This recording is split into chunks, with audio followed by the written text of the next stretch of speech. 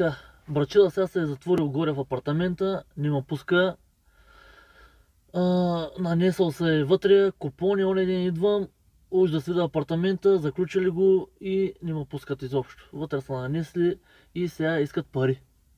Пари, казаха, докато не им дам пари, няма да освободят апартамента.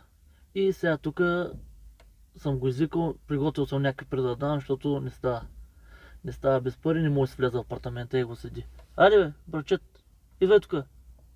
Его, идва сега тук силен Вилен, не знам кой ще прави сега. Така. Човек, каква е такова да си дошъл? Та моята, брачет. Моята. Ти парите носиш ли? Нося пари, защото не ме пускате в този апартамент. Аз ме срам малко да се кача тук, Влизай, шефе. влизай. Малко е мръсна. Парите дай, първо да видим парите. Аз ще дам парите, ма искам да ми обещаеш, ще ме пускаш, ще ме пуснеш от тук. Сега, аз нямам нищо против да те пусна, обаче. Аз друго искам да ти кажа. Аз не може да направя. Тук съм ми направил криво ляво някои апартаменти. Криво право, аз ги приемам. Как криво право, човек? Аз съм ги направил с брачерите, тук няма тънга мънга венашки. Ма те са станали точно. Малкия нивил, малкия нивил, като сложа и тънга мънга не. Слушай сега, аз съм купил един голям нивил. 2 метра, 2 метра и половина. Ти си го ползва и ти за себе си. Аз с такива нивели не работя, как ти един брачет. Има проблем с едната ръка, така този прави картоните. Не може да работи такъв нивел. Няма да му дадете нивели. Ама значи като ми покажеш малкия нивел, аз направо целия се припотявам. Ко се припотяваш, нали, като го сложа и работи? Както трябва парите носиш ли? Нося парите сега. Дай първо парите да видим. Аз до тук съм направил 4 апартамента и 2 къщи, 2 вили. И сега не може преди да направиш апартаменти, аз да вляза в тези апартаменти, да нанасяш брачерите с жените вътре. Аз не съм ги нанесъл. Той брачета, като му дойдат гости, всякъде да ги сложи, човек. Той цел до родата голяма. Аз не мога да дам 1000 левови стотици. Ама той човек нищо няма да ти го направи. Той ще го върне апартамента. Какво му и нищо му няма. Той брачета, като ти казал, веднага ти го връща апартамента. Как вече, колко време не може да се вляза апартамента? Колко време? 2 месеца нищо не е. 2 месеца. Голяма работа. 2 месеца на един апартамент. 4 апартамента. Нали съм ти казал, ние сме 11 брачели. Единият брачет знам, че дойде балдъзата. Обаче жената завижда, вика... Добре, тези брачели до сега къде са живяли? Защо са нанесли моите апартаменти? Нали ти разправям сега? Защото... Чува ли си ти тази приказка, да те питам първо, който има балдъза и бе 2 гъза? И заради това жена му каза, балдъзата тук не може да дойде и пратиха в един апартамент. Един брачет са сестрата на жена си, така ли?